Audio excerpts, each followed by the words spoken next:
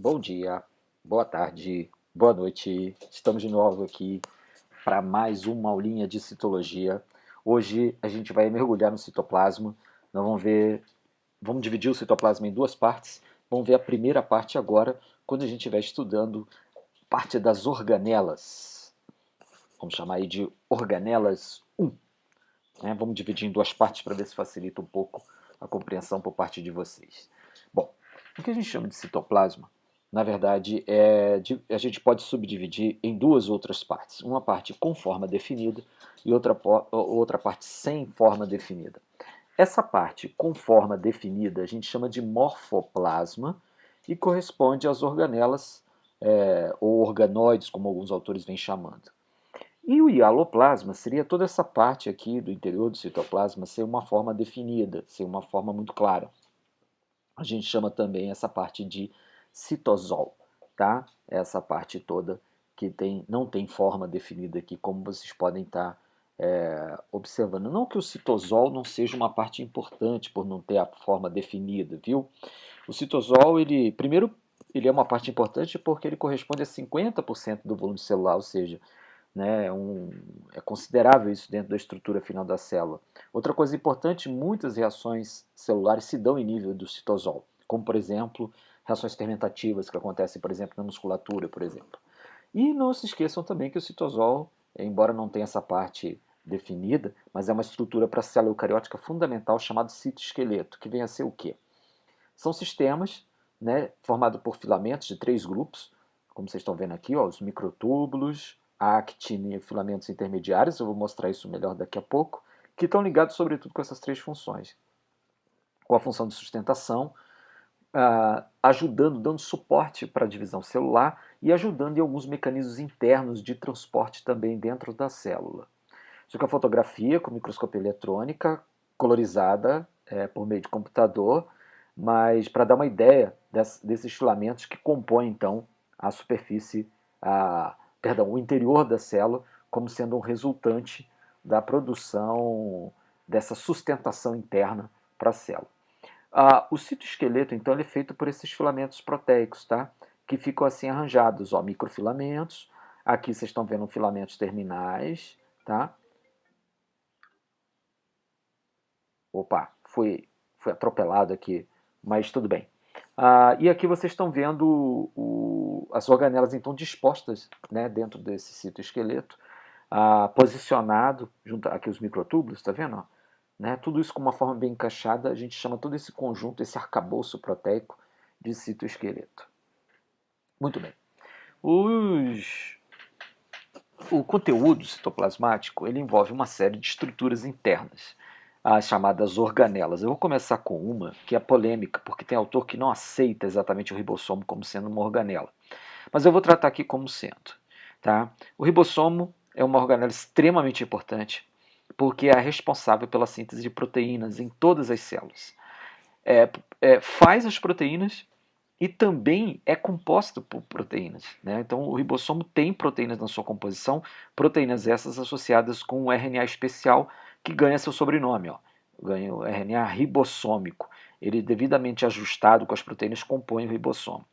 Todos os tipos celulares têm ribossomo, como eu estou falando para vocês, e podem ser encontrados no citosol livre, ou na superfície do retículo, ou no interior de cloroplasto e mitocôndria. Lembrando que nas células procarióticas só tem a opção de ficar imerso no citoplasma. A grande dúvida sobre se o ribossomo é mesmo uma organela ou não está ligada sobretudo com a questão da ausência da membrana e também das suas dimensões. Então o ribossomo é uma estrutura muito pequena e não tem membrana própria. Por isso que alguns autores questionam a questão do ribossomo ser efetivamente uma organela. Né? Bom, está aqui a estrutura dos ribossomos, ele tem duas partes, tá vendo?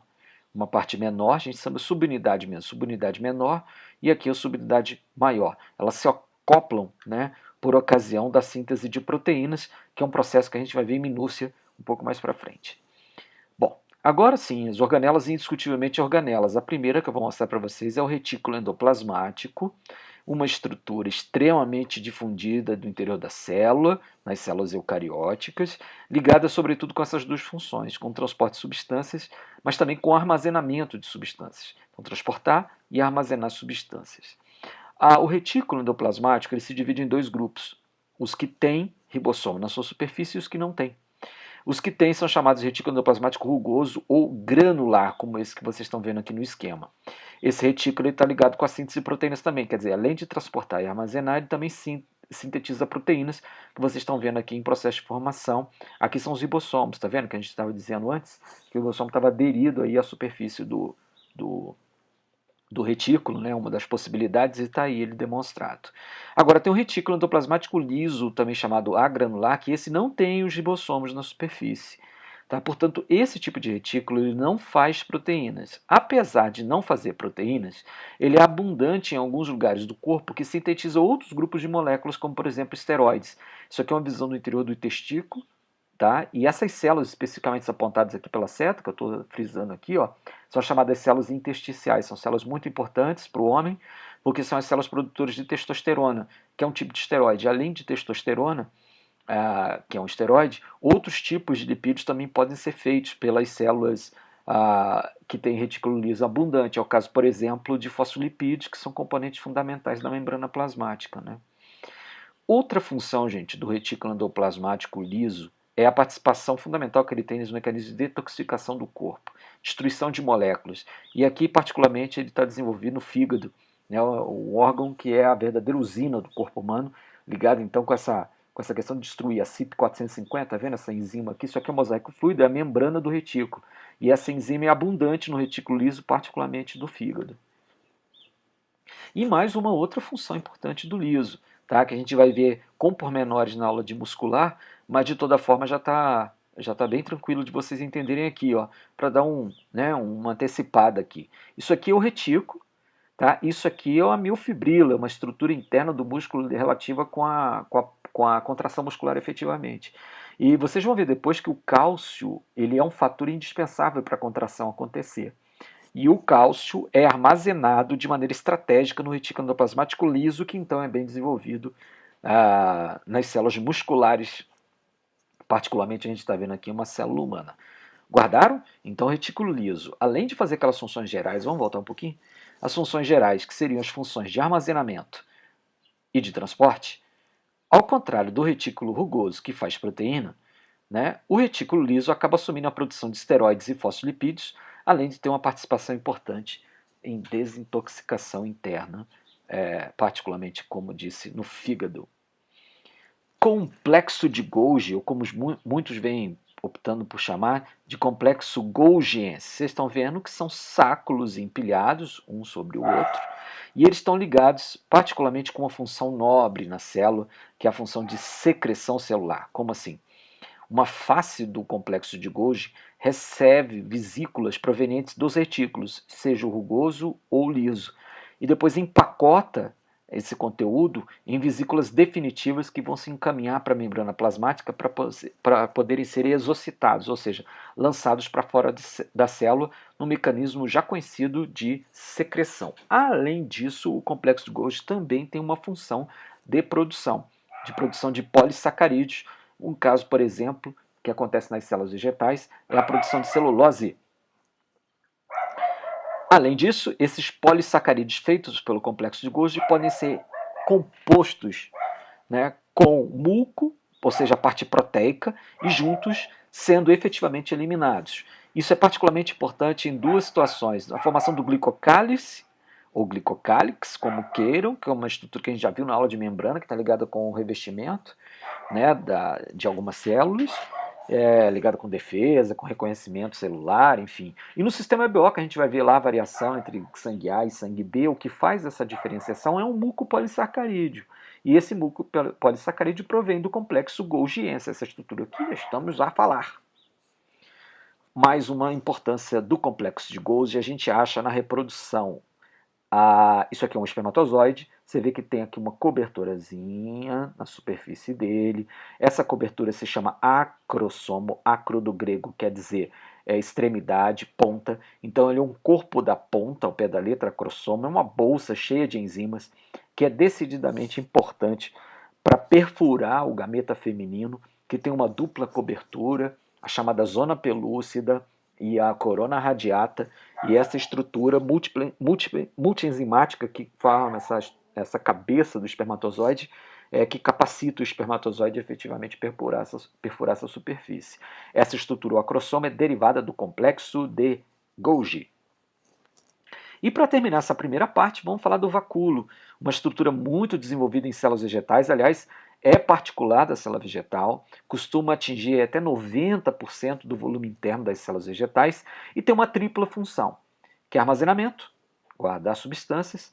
Na célula vegetal, vocês vão ver como ela não tem uma estrutura ligada à digestão propriamente dita, ela acaba sofrendo, tendo essa demanda, e essa demanda vai ser resolvida pelo vacúolo de digestão intracelular, e participar do controle osmótico, que é uma coisa que a gente já viu, por exemplo, na aula de osmose, né? Está ligada particularmente com esse efeito da entrada excessiva de água, no sentido de segurar isso, né? Isso aqui é um paramécio, é um protozoário, portanto não é uma planta. E eu acabei de falar que o vacúolo é típico, particular das células vegetais. Existem algumas exceções, como esse caso aqui do vacúolo pulsátil ou contrátil encontrado no paramécio, que é uma estrutura que a gente vê melhor na aula de protista, que está ligada com a regulação osmótica do paramécio.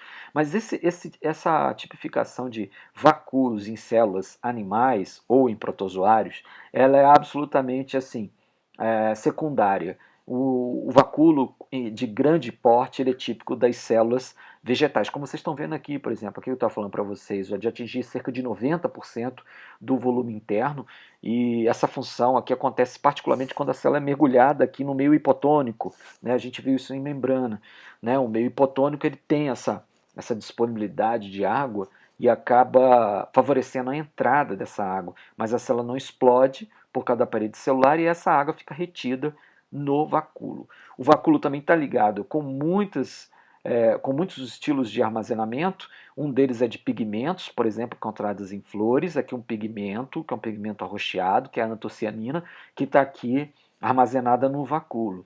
E o vacúolo também é conhecido por armazenamentos outros, como o de venenos, como do ópio, por exemplo, essa planta aqui, né, que vocês estão vendo, é a papoula, da onde é tirado o ópio, que é o precursor de substâncias como a morfina e a heroína. O ópio fica aqui dentro, se fizer um corte aqui vai sair uma secreção leitosa e é daí provém o ópio. Isso acontece também na borracha, em alguns aromas, como na cebola, por exemplo. O aroma da cebola, por exemplo, ele fica, a substância aromatizante ela fica dentro dos vacúolos. E às vezes fazem reservas de proteínas, às vezes com intenções alimentares ou de reserva, enfim. É isso aí, pessoal. Essa foi a aula de organelas 1.